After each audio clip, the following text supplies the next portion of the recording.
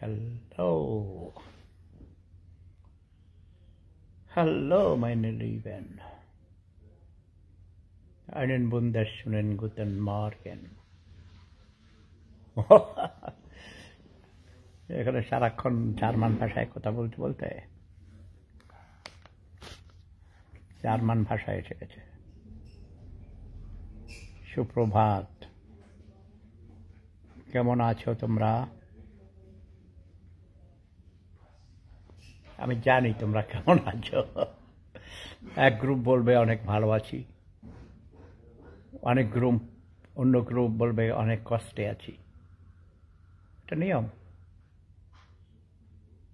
জোর যার মুলুক তার। যার শক্তি আছে, যার ক্ষমতা আছে, মনোবল আছে, জনবল আছে, ধনবল আছে, তিনটা বল থাকতে হয়, কিন্তু সে তখন জবরদখল করে ক্ষমতা দখল করে নেয়। বিশেষ করে রাষ্ট্রীয় ক্ষমতা, সামাজিক আধিপত্য, এই সব কিছু যারা দখল করতে পারে তারা ভালো থাকে। মার্কেট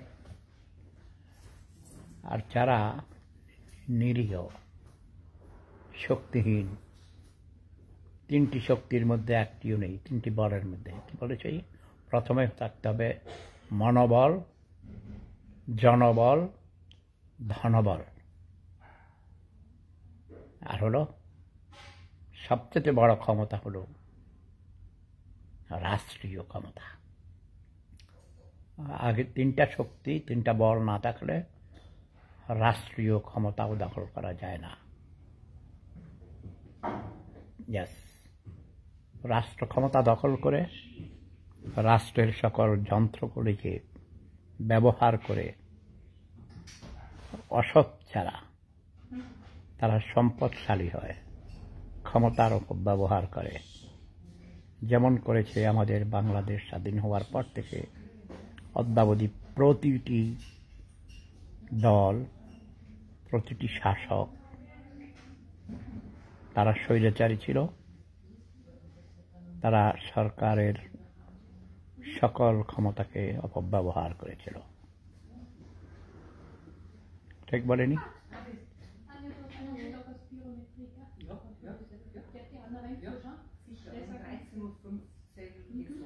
আমি এখানে একটা ক্লিনিকে আছি, পোস্ট অপারেশন আমার অনেক থেরাপি হচ্ছে। ভিয়েনা থেকে 300 কিলোমিটার দূরে অপূর্ব মনোরম পরিবেশে একটি পাহাড়ে 5 স্টার হোটেল কাম ক্লিনিক, অনেক সেবা, অনেক যত্ন, বিভিন্ন ধরনের চিকিৎসা, বিশেষ করে সেবা যত্ন যাকে বলা হয়, উন্নত পরিবেশে উন্নত খাওয়া, ভালোবাসা, স্নেহ, মমতা। ইয়াস, জাস্ট এখানে একটা রিল্যাক্সের রুম। কিছুক্ষণ আগে আমাদের মর্নিং ওয়াক করতে নিয়ে গিয়েছিল বাইরে, কিন্তু বৃষ্টি হচ্ছিল বলে কিছুক্ষণ হেঁটে আমরা আমাদের গ্রুপকে আবার ভিতরে নিয়ে এসেছে। প্রতি ঘন্টায় ঘন্টায় আমাদের অ্যাপয়েন্টমেন্ট আছে, কিছুক্ষণ পর আবার আরেকটা অ্যাপয়েন্টমেন্ট। ইয়েস,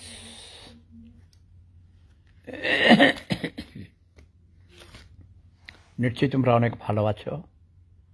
এর মধ্যে গত 2-3 মাসে, জুন, জুলাই, অগাস্ট,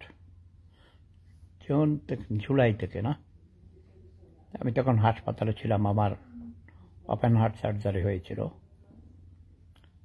হাসপাতালের ইন্টেন্সিভ কেয়ার থেকে সব দেখেছি। অনেক রক্ত, অনেক জীবন, অনেক প্রাণ গিয়েছে।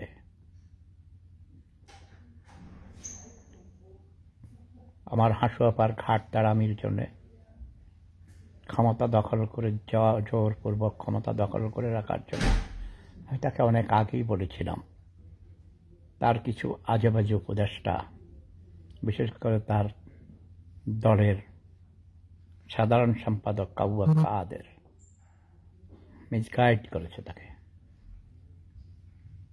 ছাত্রছাত্রীদেরকে খেপিয়ে তুলেছিল।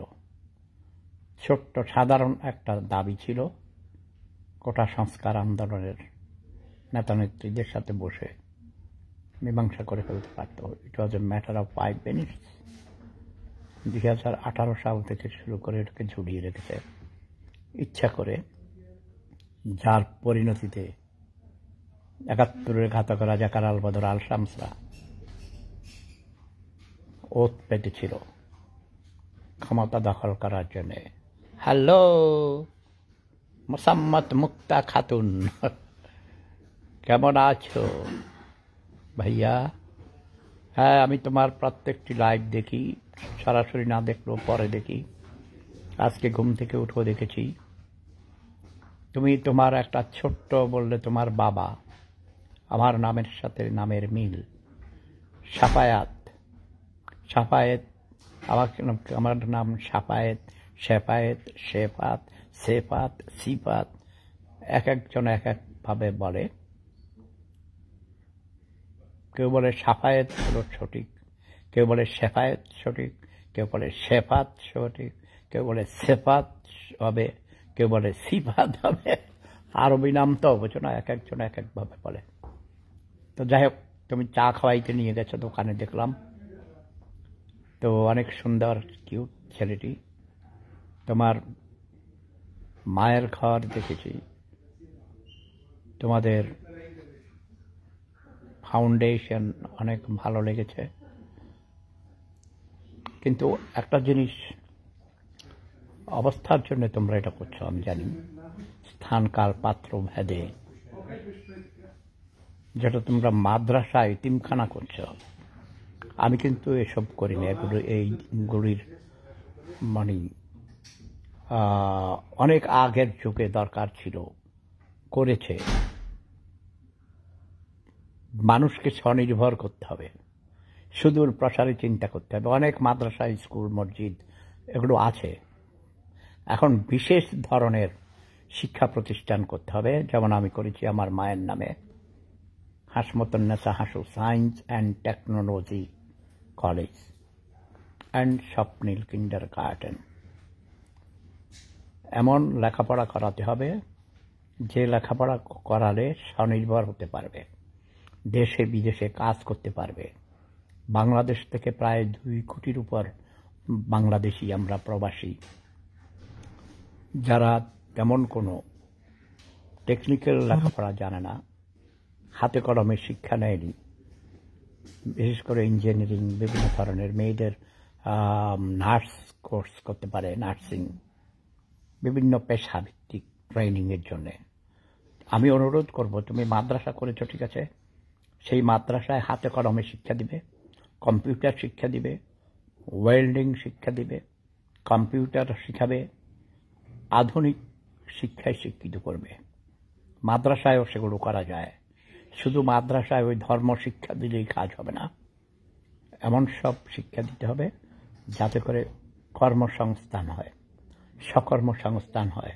শুধু সরকারি চাকরির জন্য অপেক্ষায় থাকবে তা নয়, ঠিক আছে? আর এতিমদের জন্যে সরকারকে দায়িত্ব নিতে হবে, এতিমদেরকেও প্রশিক্ষণ দিতে হবে, লেখাপড়া করাতে হবে।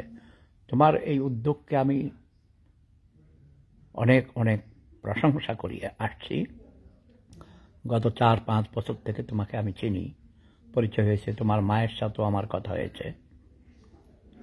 তো তোমার উদ্দেশ্য ভালো, কঠোর পরিশ্রম করছো, সাধনা করছো। তুমি একজন ভালো সংগঠক, ভালো ম্যানেজার।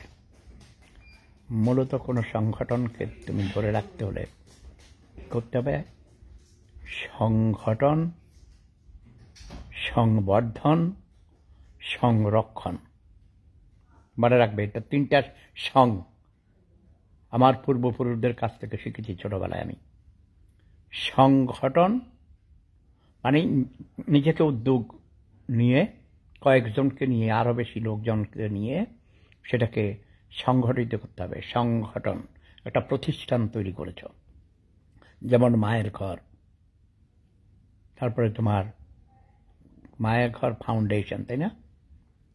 আচ্ছা, যাই হোক, একটা ফাউন্ডেশন, একটা প্রতিষ্ঠান করেছ, সেটাকে সংবর্ধন করতে হবে। যেমন তুমি করছো, লাইব্রেরি করছো, স্কুল করছো, মাদ্রাসা করছো, বিভিন্ন ধরনের গানের অনুষ্ঠান করছো, কবিতা আবৃত্তির অনুষ্ঠান করছো, মানুষকে উদ্বুদ্ধ করছো, তরুণ তরুণীকে উদ্বুদ্ধ করছো কবিতা লেখার জন্যে, এবং নাটক করবে, প্রতি মাসে মাসে একটি করে নাটক করবে। এটা আমার অনুরোধ। সংগঠন, সংবর্ধন, সংরক্ষণ, সবচেয়ে বড় কাজ হলো সংরক্ষণ করতে হবে। সেই জন্য আগের থেকেই অনেক কাজ করতে হবে। সংগঠনের প্রতিটি কর্মীকে তুমি এমনভাবে তৈরি করবে, তোমার অবর্তমানেও যেন তারা এই সংগঠনকে সংরক্ষণ করে। তুমি ধরো ভিজিট করতে আসলে, ভিয়েনাতে বেড়াতে আসলে, তাই না, আমার সাথে দেখা করতে আসলে, তুমি ধরো 2-3 সপ্তাহ নাই, ইউরোপ সফরে আসলে 3 মাস তুমি নাই, তোমার অবর্তমানে কারা দেখবে? ঠিক করবে তুমি এমনভাবে হ্যান্ডস তৈরি করবে, তোমার সহযোগী, তোমার অবর্তমানেও যেন তারা সুন্দর করে চালাতে পারে। আরেকটা খুব ভালো লেগেছে, দেখেছি তোমাদের লাইব্রেরি, তোমার যে লাইব্রেরিটা সারাদিন খোলা থাকে, সবাই আসে যার যার মতো করে খেলাধুলা করে, বই পড়ে, নিজেরাই পরিষ্কার পরিচ্ছন্ন করে রাখে, আবার গুছিয়ে রেখে যায়, কেউ কোনো বই নিয়ে যায় না। এটা খুব ভালো। এই যে মানুষকে মানুষ হওয়ার জন্য যে অনুপ্রেরণা, তুমি নিজের থেকে নিজে আগে তুমি মানুষ হয়েছ, অন্যদের মানুষ করার জন্য প্রকল্প নিয়েছ। আমি বলি অমানুষ মানুষকরণ প্রকল্প। প্রতিটি মানুষের মধ্যে মনুষ্যত্ববোধ আছে। তো যাই হোক, আমার আরেকটা অ্যাপয়েন্টমেন্ট আছে এখন। এখানে আমরা সেমিনারে বিভিন্ন ধরনের ডিসকাশন হয়, খাওয়া দাওয়ার বিষয়ে, কিভাবে কি খাওয়া যাবে, কি খাওয়া যাবে না, এগুলো নিয়ে বড় বড় এক্সপার্টরা, ডাক্তাররা আমাদেরকে এই সেমিনারে সেগুলো বিশ্লেষণ করে, কম্পিউটারে বিভিন্ন কিছু দেখায়, প্রজেক্টরে। তো পরে আরও কথা হবে। সবাই ভালো থাকুন, সুস্থ থাকুন, ধৈর্য ধরে সবাইকে দেশের উন্নয়নের জন্য কাজ করতে হবে। নিজেকে ভালোবাসুন, তারপর অন্যদের ভালোবাসুন, দেশকে ভালোবাসুন, দেশের মানুষকে ভালোবাসুন। নিজে স্বনির্ভর হন, অন্যদের স্বনির্ভর হতে সাহায্য করুন। Live and let live. নিজে বাঁচুন, অন্যদের বাঁচতে সহায়তা করুন।